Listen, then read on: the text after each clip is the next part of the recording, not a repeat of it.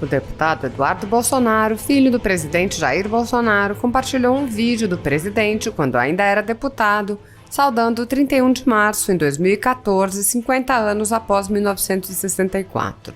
No vídeo, Bolsonaro diz: "Estamos saudando o 31 de março de 1964, data em que os militares salvaram o Brasil de uma cubanização. Militares das Forças Armadas de 1964, meus parabéns, meus cumprimentos, Brasil acima de tudo. Todo o povo na rua pediu que os militares assumissem. O Congresso, ouvindo o clamor popular, cassou João Goulart e elegeu Castelo Branco. O Brasil passou a ser uma grande potência." O presidente defendeu um resgate do verdadeiro significado da data. Lamentavelmente, nos últimos 12 anos do governo do PT, nós estamos na contramão da história do primeiro mundo. Essa data tem que ser resgatada, não podemos deixar nas mãos deste povo que usa as armas da democracia para golpeá-la. Não acreditamos nesta turma que conduz o Brasil para o abismo. 7 de setembro nos deu a independência, 31 de março nos deu a liberdade. Brasil acima de tudo. Nesta manhã, o novo ministro da Defesa, general Walter Braga Neto, divulgou uma ordem do dia alusiva à data. Ouça a íntegra da nota. Eventos ocorridos há 57 anos, assim como todo acontecimento histórico, só podem ser compreendidos a partir do contexto da época. O século XX foi marcado por 2 grandes conflitos bélicos mundiais e pela expansão de ideologias totalitárias com importantes repercussões em todos os países.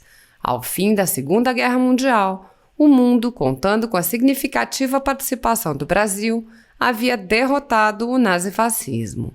O mapa geopolítico internacional foi reconfigurado e novos vetores de força disputavam espaço e influência. A Guerra Fria envolveu a América Latina, trazendo ao Brasil um cenário de inseguranças com grave instabilidade política, social e econômica. Havia ameaça real à paz e à democracia.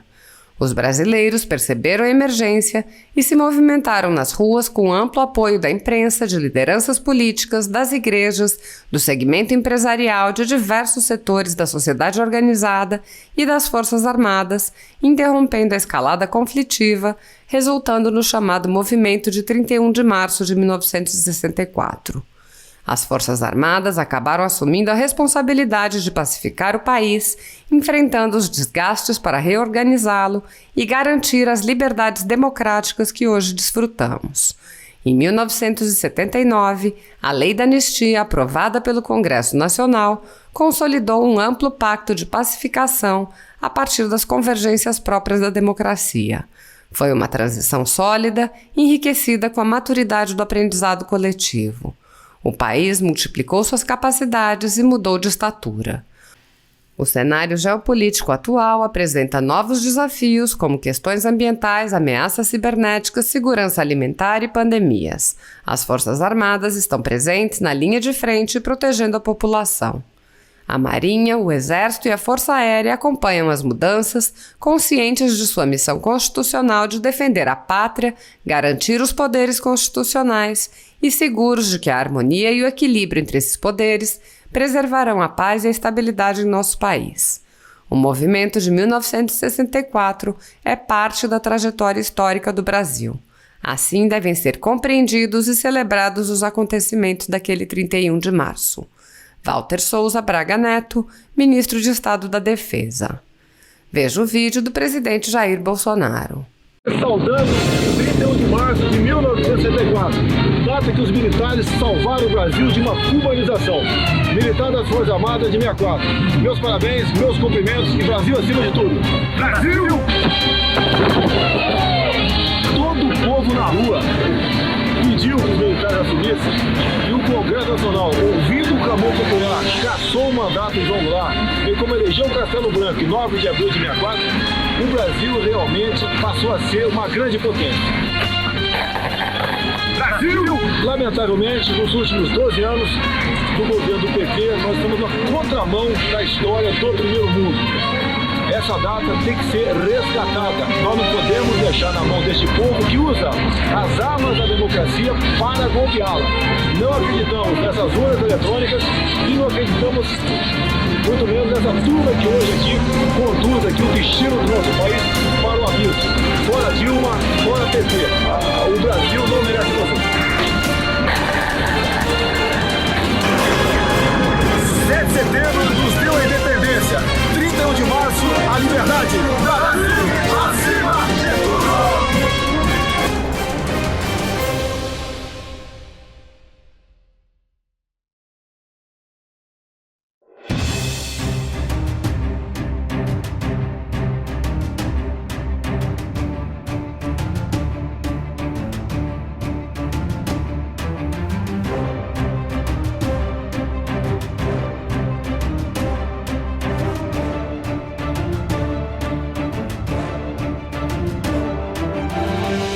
Bom dia a todos.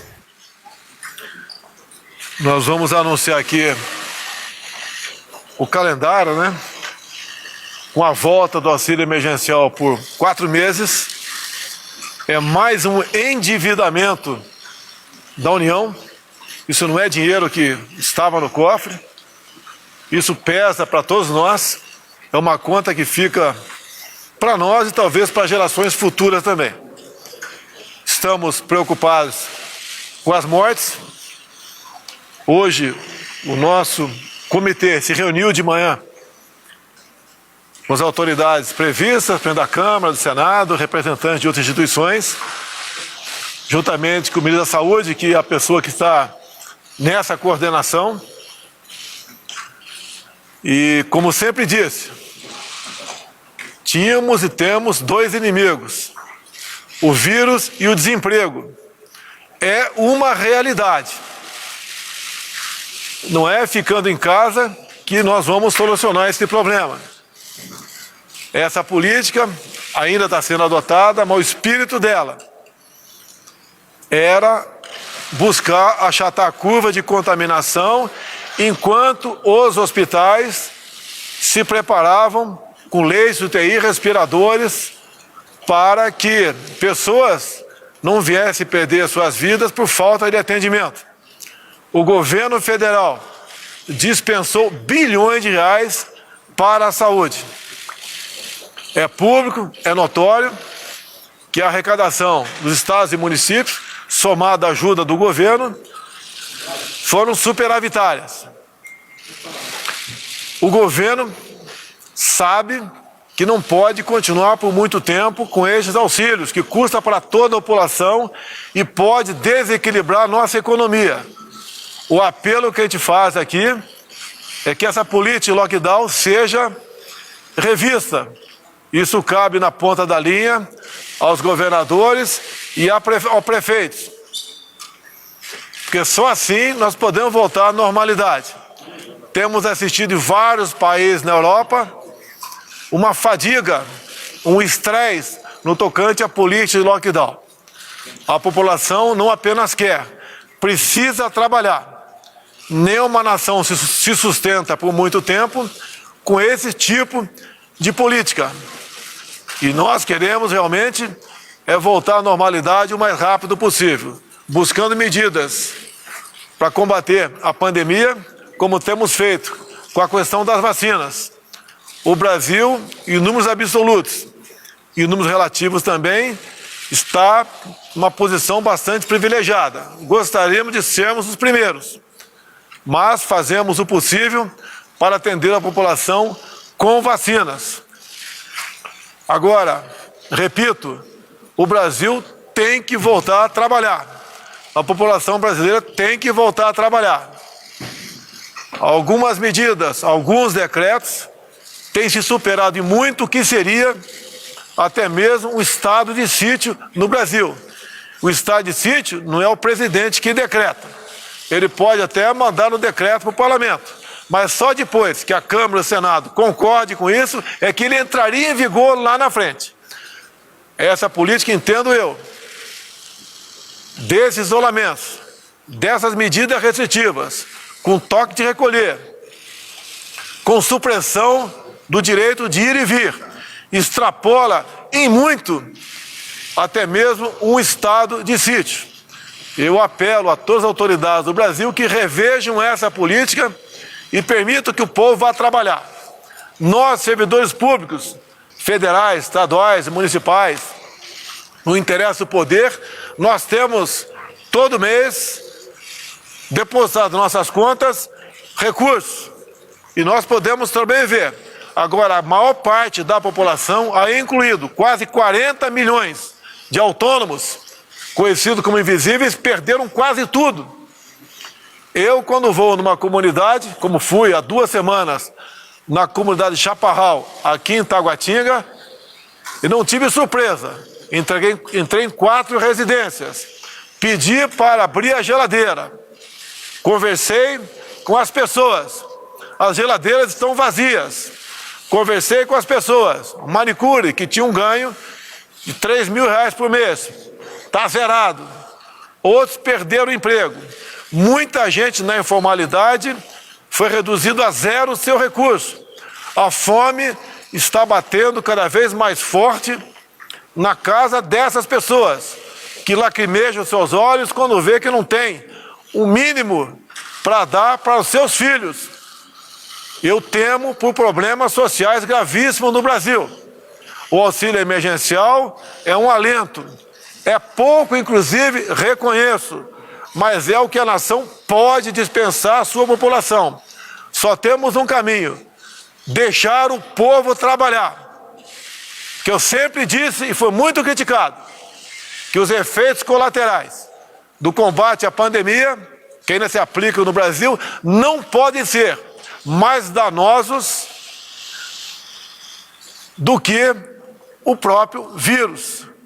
Qualquer um pode contrair o vírus, qualquer um pode ter sua situação de saúde complicada, mas a fome mata muito mais do que o próprio vírus. Temos que enfrentar a realidade. Não adianta fugirmos do que está aí. Para mim é muito fácil entrar na política do politicamente correto. Isso não traz soluções para nós. Temos que ser fortes, acreditar em Deus e buscar a solução. E enfrentarmos esse problema. Porque se a pobreza continuar avançando, nós não sabemos onde poderemos parar. Qualquer chefe de executivo, federal, estaduais ou municipais, tem que decidir. E nós sabemos que pior que uma decisão mal tomada é uma indecisão. Eu corro riscos. Fui eleito para correr riscos. Jamais qualquer um de nós, chefe de executivo, poderia pensar que aconteceria essa pandemia. Mas, infelizmente, ela está aí. Vamos com coragem, com galhardia, com cuidado, com medidas protetivas, buscar solução. E, para terminar, o emprego, a volta do direito de homens e mulheres a trabalhar no país é essencial. Peço a Deus que abençoe não só o Brasil, mas o mundo todo, que nós consigamos o mais rápido possível uma solução para isso. No momento, então, aqui eu passo a palavra agora ao nosso ministro João Roma, da Cidadania, que vai falar sobre o auxílio emergencial. Obrigado, presidente. Bom dia a todos. Iniciaremos na próxima semana, no dia 6 de abril, o pagamento do auxílio emergencial 2021. Como o presidente Bolsonaro falou, esse é um alento para o povo brasileiro. Esse auxílio emergencial, viabilizado através da PEC emergencial com um valor de 44 bilhões, se virá para 4 parcelas no ano de 2021, que será direcionada exatamente para esse brasileiro vulnerável, para as pessoas que estão passando muita dificuldade. São recursos públicos para os quais temos que ter o maior zelo. Portanto, desde já, eu agradeço a todos os servidores, colaboradores, entidades e instituições que trabalharam nos bastidores para viabilizar que o Ministério da Cidadania, braço social do governo Bolsonaro, possa atingir essa finalidade de chegar junto a esses brasileiros que, de fato, passam por situação de muita calamidade. O auxílio emergencial, esse ano, né, em 4 parcelas, terá o valor de R$ 250, com 2 exceções. Mulheres chefes de família receberão o valor de R$ 375, e as famílias unipessoais, ou seja, pessoas que vivem só, receberão o valor de R$ 150. Houve um cruzamento de mais de 200 fontes de dados para que nós conseguíssemos evoluir, enquanto Estado brasileiro, para justamente identificar esses beneficiários. Aqueles que estavam aptos no mês de dezembro, né, permanecem, né, para receber o auxílio, com exceção daqueles que foram identificados alguns itens que não fazem com que eles, né, integrem a lista do auxílio 2021, mas sem dúvida nenhuma, mais de 40 milhões de famílias que passam por situação muito sofrida nesse momento poderão ter acesso e o benefício do auxílio emergencial no ano de 2021. A preocupação do presidente Bolsonaro é válida. Nós precisamos sim, todos os líderes políticos, agentes públicos, estar perto da população que mais precisa, que sofre, que tem nas suas dificuldades, inclusive, a impossibilidade de levar o sustento para suas famílias. Na semana passada, o presidente deu exemplo, chamando na Alvorada os chefes dos poderes, governadores, seus ministros, autoridades públicas, pedindo união da nação para que consigamos superar esse momento de pandemia. O auxílio emergencial, sem dúvida, é uma ferramenta para minimizar o sofrimento e fazer com que o nosso povo consiga superar essa pandemia, de forma que o governo federal, fazendo sua parte, está demonstrando a todos os brasileiros que estamos empenhados em superar esse momento de muita dificuldade. Muito obrigado a todos e um bom dia. Nós vamos começar o pagamento na terça-feira, dia 6.